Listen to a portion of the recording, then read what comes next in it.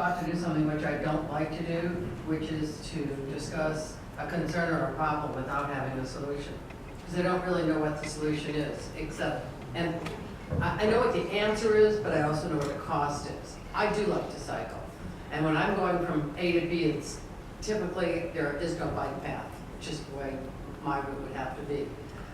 The biggest accident I ever had was when my tire got caught in a pothole in the bicycle lane, I mean, against the curb.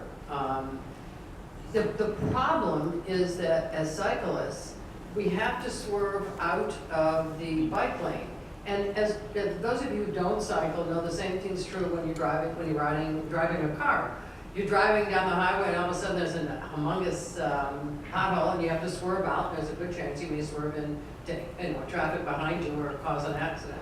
Those of us on bicycles have an even bigger problem, and we have such a limited space and we have to turn off. And so not only is it the trash that's a problem, so we have to go around it, but it's the state of disrepair of our streets. And I know I'm not saying anything that's new or unusual to any of my colleagues, but it just emphasizes the fact that if we want to be a cycling community, our streets have to be in the kind of repair that we can manage it. So we're not pulling out in front of cars. Of course, it goes without saying that drivers need to watch for cyclists. They need to be careful. They shouldn't be speeding. They should realize that there's cyclists ahead, that there's a good chance that somebody might tend to pull. You have to think of these things. But the other piece of that is with youngsters, they can drive, I think, on sidewalks, if I'm not mistaken. Isn't that correct? Not in the business district, they can't. I'm sorry? In a business district, bicycles are permitted by city ordinance. So if you're in a business district, and that's defined as, there's some definition there about what a business district is, but in the sidewalk in a business district, no bicycles are allowed. Okay, well, my point is that even youngsters, I mean, we know our sidewalks are an immense problem. You can't say this to a 7-year-old driving the sidewalk particularly, because our sidewalks. So the infrastructure adds to the problem, and you can tell drivers to be careful, both those on bikes and those in cars. But there's the practical side of that, and that is, okay, then where does the cyclist drive? If the road is in such bad repair, and then where does the driver of the car go when someone pulls out? So again, I began this by saying it's a problem without that I don't have a solution for it, except to say that we have to invest in our infrastructure, or we're not going to be able to have a place for people to drive. Even with all the infrastructure you have, there's still going to be a point at some point where a car and a bicycle are going to be right next to it. It's Yes, awareness, it's education, it's mutual respect on both parts. It's the long-term solution. We've got a long way to go to get there. I couldn't agree more. And as the mayor said when she was out driving, I had the same thing the other night. I was driving and going to my home, and there was a cyclist in dark clothes, and I thought, oh my God. I mean, fortunately, I saw him early in Like the cycling in this, all the spandex is in black. Yeah, well, maybe there's an industry we should go into. Okay. Councilmember Wynn. Motion to extend time. Favor opposed, motion carries. Thank you, Mayor. Thank you, Ms. Morgan, for coming out here. I don't believe Councilmember Kubash when he said he rides bicycle, because I used to see him drive the sleigh with 9 reindeer.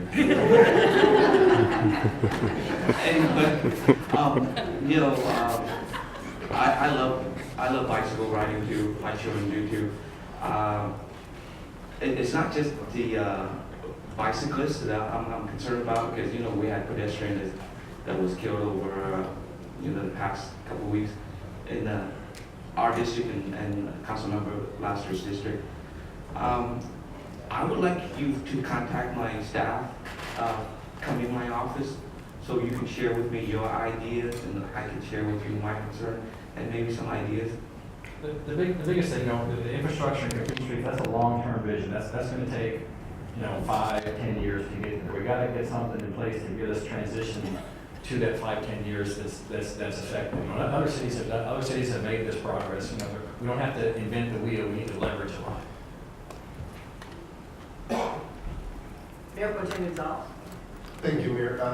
Mr. Morgan, in addition, one of the ideas that came to the table that we need to work through a little bit, but I think could have some merit is, as we start seeing additional enforcement and as we start perhaps issuing citations for failure to comply with safe passing, that once it goes through municipal court process, maybe one of the options could be where those that are cited could have the option of perhaps taking a bike safety course, similar like we do with defensive driving.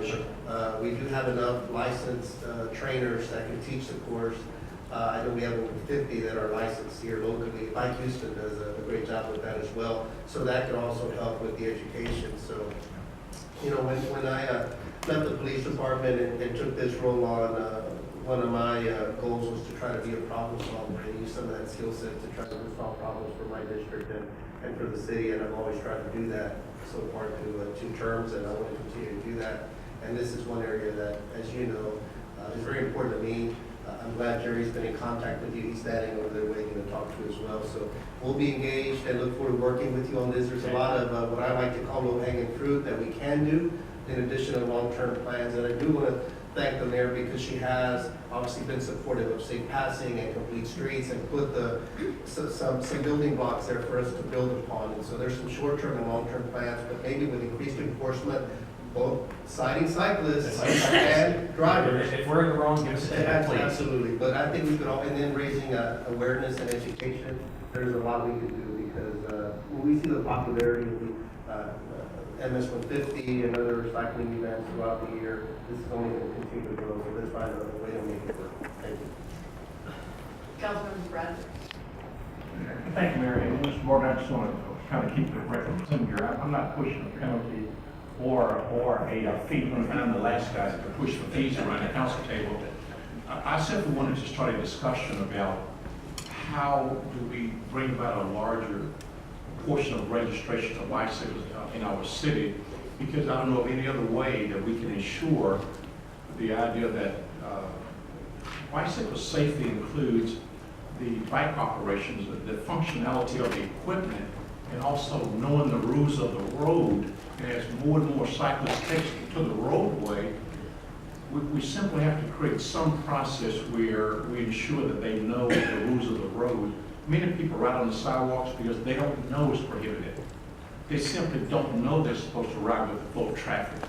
And I'm concerned about just issuing a bunch of citations and people are riding in good faith and they just don't know the rules of the road.